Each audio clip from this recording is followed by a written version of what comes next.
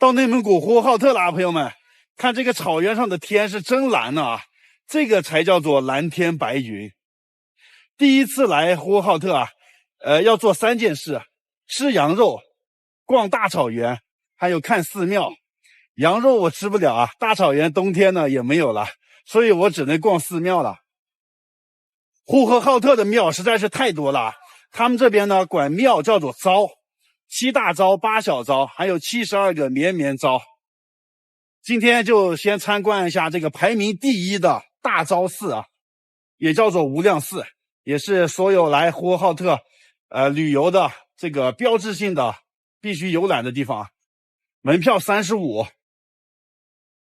进去参观之前，先看一下这个广场上有一个巨大的雕像啊，这个叫做阿拉坦汗，他是成吉思汗第17代孙子啊，就是他建立的这个呼和浩特的城市啊，所以在这里立了他一个雕像纪念他的。当时这个蒙古人嘛，就是逐水草而居，游牧部落嘛，但是他呢，当时想在草原上建立一个城市，固定下来，就建立了这个呼和浩特城市了。而且他还把西藏那边的藏传佛教引入到这里啊，请那些活佛呀来这里讲经，还给人家盖了寺庙什么的啊。所以现在这个地方有很多的喇嘛庙。有一种说法叫先有大昭寺，后有呼和浩特城啊。这个寺庙就是刚才那个阿拉坦汗，让人家给那个活佛建造的啊，请他们来这里讲经说法的。这寺庙大概是修建于明朝嘉靖那个时候，距今400多年历史了。也就是说，呼和浩特历史啊，也就400多年。我们太原呢，已经是2500年了，比呼和浩特多了2000多年历史呢。所以这是个很年轻的城市啊。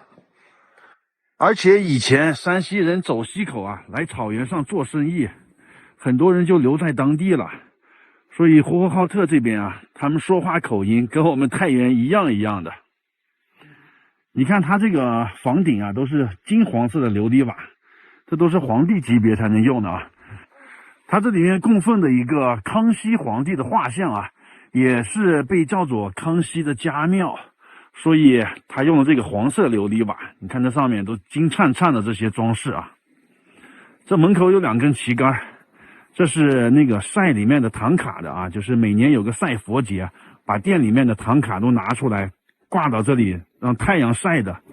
一是为了防止发霉，再一个呢，让这些信众看一下这唐卡上画的那些佛像什么的啊。这里面都不让进去拍照，只能在外面看一看。继续往那个后面走，这后面还挺大的。然后整个寺庙都是藏传佛教的啊。所以你会看到有很多的转经筒呀，这些五色经幡呀，这些都是藏族那个风格的，跟大家去布达拉宫看到的寺庙那种风格一样。这里面全都是喇嘛。后面这就是最重要的大雄宝殿，里面也不能拍照的，我简单给大家讲讲里头有些啥。有3大宝贝在里头放的，一定要看一下。一个是壁画，还有一个盘龙，还有一个那个释迦牟尼佛祖的雕像啊。另外就是康熙皇帝的那个画像，还有皇帝用过的那个华盖，还有那个宫里面的宫灯也在里头摆的呢。所有好东西都集中在这个大雄宝殿里头啊。跟大昭一路之隔，还有一个席力图昭也一定要看一下。这是呼和浩特排名第2的寺庙。因为这里面有一个活佛在里头呢，现在咱们中国登记在册的差不多有5000个左右的活佛，大部分都在西藏呢。这里有内蒙唯一的一个活佛啊，然后它的门票是25。这个席力图的意思就是法座，昭就是寺庙，就是法座的寺庙啊。这是大门。现在是旅游淡季，没什么游客啊。比较清静，人比较少，还游览起来更好。门口2个旗杆啊，也是挂那个晒佛节时候挂那个唐卡的。阴山古刹，呼和浩特北边就是阴山啊，敕勒川阴山下，就是敕勒川草原。夏天来的时候，可以到那个草原上转一下。这个时候已经草都黄了。然后这个里头最重要的有这个碑要看一下啊，这个是康熙皇帝的御碑。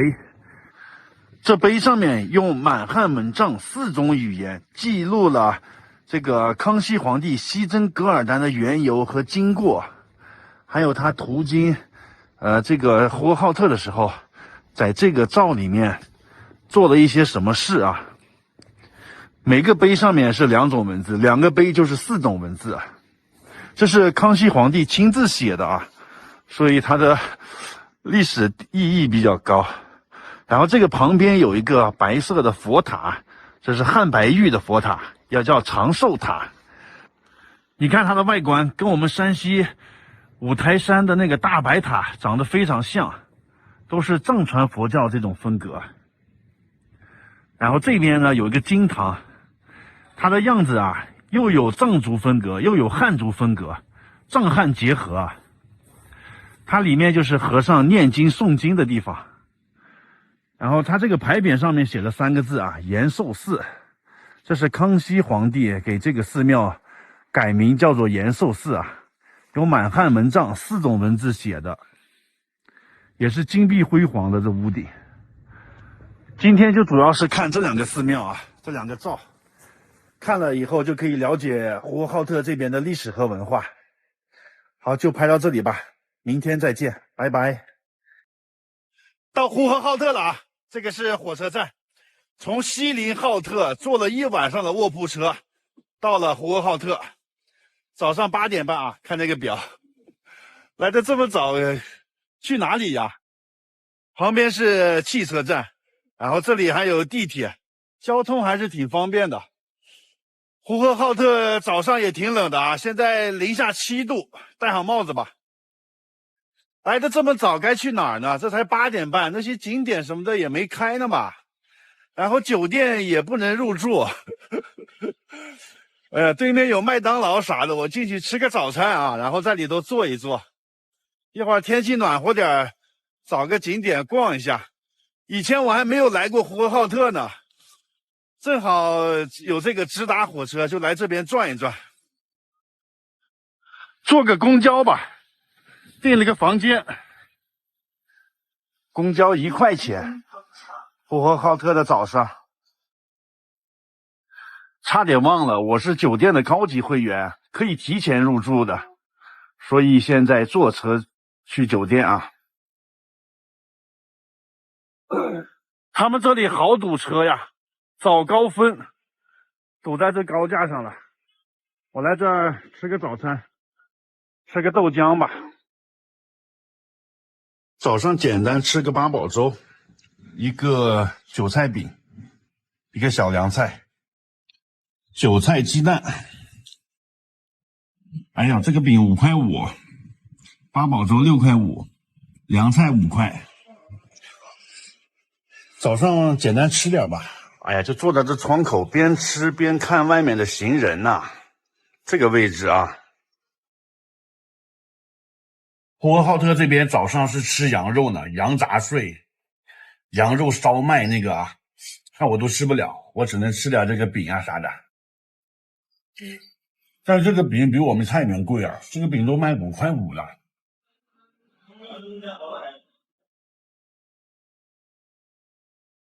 提前到了，9点半就入住了。哎呀，我这个房间好大呀！这么大的2个采光窗户啊，外面正好对的是一个公园。哇，这个位置太好了，我这个窗户太好了，观景窗户。这个叫什么公园来？我记不住，第一次来。那里有很多人跳广场舞的，要唱歌呢，一大早就有一帮老头老太太在那唱歌。这个冬天这湖里面也结了冰了啊！你看北方的这个冬天，这树都变成这种灰色的了，冬天的景色就不好看了啊。然后围着公园一圈，全都是这个高楼大厦呀。哎呀，我这个观景的窗户太好了，看订房的时候我就看中这个公园旁边的这个房间了。特意要的这个朝向公园的这个窗户，152这个房间可以吗？然后烧点热水。你说我都出来旅游5年了啊，这个内蒙古是第2次来，上次只去过1次海拉尔，就是呼伦贝尔大草原那个地方啊。内蒙这么大，只去过那一个地方啊。像这个包头呀、呼和浩特呀、鄂尔多斯这么有名的地方都没有去过呢。哎，我先休息一下，一会儿咱们到这个呼和浩特市区去转一转。白天没有出去玩，在酒店睡了一下午，休息的有精神了。现在晚上出来吃个饭啊，没啥好吃的，吃个这个牛肉面。不吃羊肉，我只能吃牛肉了。牛肉面。牛肉还挺多的，还单点了一个牛肉，还有个豆干，再来个小凉菜，这一套34，这个还可以啊，这个对我胃口。我每去一个地方啊，都吃不了当地的特色美食，因为我这个不吃的菜太多了。还挺好吃的，倒点醋。不吃羊肉，不吃猪肉，所以很多地方的特色美食我都吃不了，只能吃点牛肉啊、鸡肉啊、肯德基、披萨之类的，都把这菜拌上。兰州拉面我也喜欢吃，哇，这一碗非常丰盛。今天下午在房间看了看攻略，看一下呼和浩特有什么好玩的好吃的地方。看了一下午，感觉没什么好玩的地方，跟我们太原差不多，没什么景点。明天简单的出去转一转吧。宽巷子，这个地方是呼和浩特的美食一条街，进去看一下吧。虽然我平时也不怎么爱吃这种美食啊，但是来都来了，顺便转一转。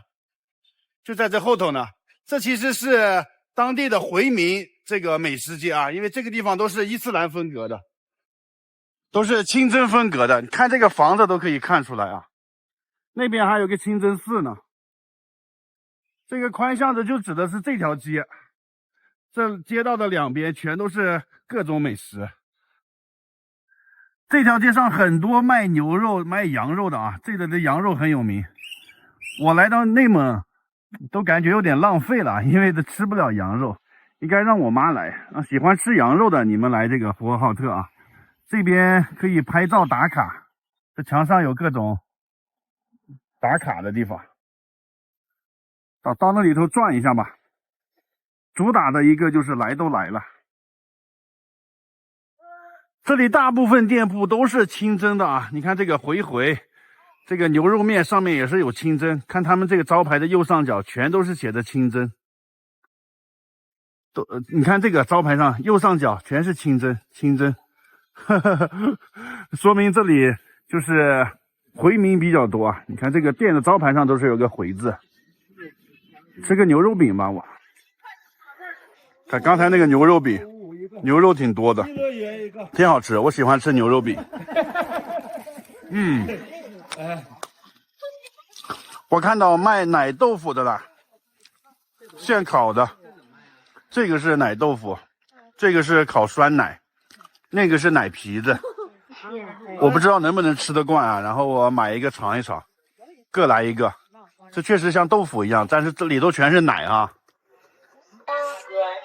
这个是烤酸奶。小孩来多大？拍个照。哇，怎么形容这个味啊？不会形容。没什么味儿，特别淡。咸的，来换奶豆腐，换奶。这么大一块奶豆腐啊，也是没什么味儿，怪怪的，吃不惯，浪费了，吃不惯。2块一串，这个东西很腻啊，吃一口就腻的不行了。8块钱一串，这儿围的一堆人是卖啥的呢？现卤的这些羊肉。哎呀，羊头啊，还有这些牙在上头呢。这个肚包肉什么的，草原上那个恩客不就是天天吃肚包肉啊？老酸奶，这围了一堆人，卖糕点的也围这么多人吗？我看看啊。要不你给我。哎呀，哦，卖这个饼的呢。对。现做，这是什么奶豆腐饼吗？是的。哦，怪不得呢。这一个就吃饱了，这么大一个。这一锅很快就卖完了，你看。8块钱一个。排队这么长，买一个尝一尝啊！哇塞，这个里头有芝士呢，拉丝呢，芝士和奶豆腐。哦，刚出炉的好热呀！看，跟吃披萨似的。呼和浩特人最多吃的就是烧麦，羊肉烧麦，但是是这个稍等的烧，别的地方都是火字旁那个烧啊。烧麦羊杂碎，15一碗，在这儿蒸了的。古老的烧麦。哎呀，这气一出来把镜头都弄湿了，哈哈，热气腾腾的，很有生活气息呀。鲜奶现熬的。蒙古热奶茶，咱也尝一下。您来点炒米不？什么东西？炒米就是这个炒米，奶茶的。啊，那来点吧。对，来点。这还分咸的和甜的呢，是吧？分咸甜，一般蒙古人喝的奶茶都是咸的。都尝一下吧，来都来了。因为这个牛炒米是酸奶和奶茶。这个是西果根，这个果肉里头是柿子还有杏仁拌起来的，熬成这个汤，有凉的有热的。插管还是带走？带走。草原益生菌，很稠的是吧？这个是新鲜的牛奶，现酿的酸奶。看这也是围了一堆人，这天冷啊，都喜欢喝点热的。这个热奶茶还挺好喝的，比那个奶豆腐喝得惯啊，这个好喝。这巷子里面到处卖这个被子的，就是这个东西，这就叫被子，干饼子，里头可以夹菜呀、夹肉呀、夹什么都行。哎，这个是牛舌，里头有豆馅儿、红枣什么的。啊，这好大一个呀！这一个就吃饱了。这个美食街就挨着清真大寺呢。看看现在这个清真寺啊，都是融合了汉族风格了。你看它那个楼顶都是汉族风格，然后这边的房子也是啊，都改造过了吧？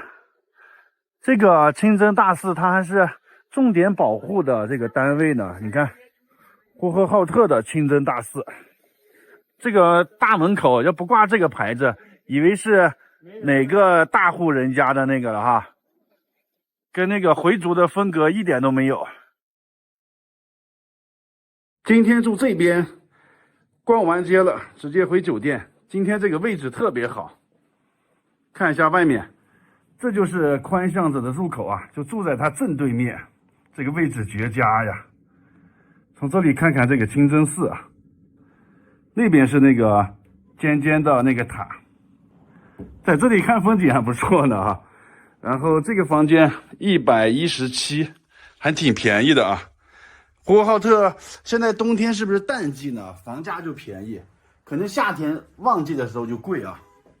别问我为什么住2个床的房间，因为2个床的便宜，哪个便宜住哪个。吃饱了喝足了，躺床上休息吧。好了，拜拜。我现在在呼和浩特，今天到内蒙古博物院逛一下吧。呼和浩特的冬天太冷了，到室内的地方逛一下，而且可以了解一下内蒙古的历史文化。这里面有3大镇馆之宝，也顺便了解一下啊，就在身后呢。这个博物馆挺大的呀，这种现代化的建筑，免费参观的，公众号上预约一下就行。进来以后，这里头也是相当的大了，一共上下3层，最中间这个中庭挑高这么高，做成一个蒙古包的形状了。然后这里有个导览图，我先看一下啊。1层有个远古世界，这里面有恐龙。然后飞天神舟要看一下，是那个飞船回来的时候在内蒙古这边降落的。然后就是2楼、3楼，3楼就有这些契丹，有那个国宝啊，镇馆之宝。第一个镇馆之宝就在这儿呢，比较小，在这玻璃罩里头呢。放大一点看吧，就是这个装饰品啊，这应该是帽子上面的一个金饰，然后最上面呢是一只老鹰，它的头部是绿松石做成的啊，这个头是可以活动的。看老鹰站在这个地面上啊，这上面是有4组这个狼吃羊的形象，整体上呢就是老鹰俯瞰着狼吃羊这个画面，一看就非常有草原的特点啊。最上面还有这几个环，这上面雕刻的有老虎呀、羊呀之类的啊。为什么说它是镇馆之宝比较珍贵呢？因为它是国内唯一一个匈奴人留下来的这个实物样品啊。我们汉朝时候，汉武帝那时候就是和匈奴人打仗啊，卫青、霍去病呀，逐匈奴于漠北，封狼居胥，把匈奴人都打的都跑到那个欧洲去了，据说跑到匈牙利建国去了。匈牙利现在跟这个匈奴人是有关系的，这是他们留下来的。这个黄金面具也看一下，哇，这个感觉好丑呀！这据说是萧太后的孙女戴过的这个面具啊，一看就是草原人的这个面孔。这是第3个镇馆之宝，是一个棺材。哇，这个棺材非常特别，它的4周围挂满了铃铛，然后这个前面呀还上锁的呢，你看前头，它这个栏杆上还蹲着6个狮子啊，前面4个狮子，后面有2个，然后整个棺材呀是这个红黑色的，但是多处贴金，看起来金碧辉煌。这个棺材上面有很多的雕刻啊，牡丹呀、花呀、凤啊什么的啊。然后这个棺材放在底座都有8层呢，那么高。出土于内蒙古通辽的科尔沁草原上啊，至今不知道这个主人是谁，但是这么豪华的这个棺材啊，肯定是不得了的一位人物。你看他这个棺材走的时候，这铃铛会不会叮叮当当响啊？哇，感觉那个想起来鬼吹灯啊什么那些恐怖故事了。这个铃铛挂满了4周。这个棺材简单看看就行了，不要拍照了，看多了晚上做噩梦呢。我看好多人在这儿拍照呢。这边就是航天飞船的模型了，杨利伟升天就坐的这个长征2号火箭上天的。你看这个火箭这么长啊，每一部分是干啥的呢？最下面绑着4个这东西，这是助推器，里头是燃料。升空没多久，燃料耗尽就把它扔掉了。然后这个火箭又分了1级火箭，然后这上面是2级火箭，最上面整流罩什么的啊，这个杨利伟就坐在最上面这地方。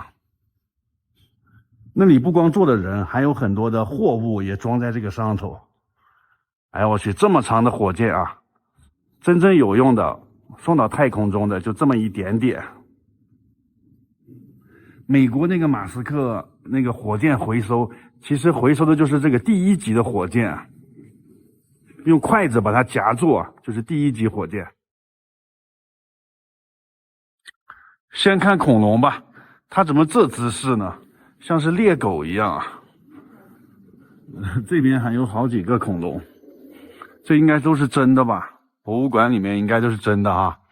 然后这个恐龙这么大，有的是吃肉的，有的是吃素的，怎么样分辨它吃啥呢？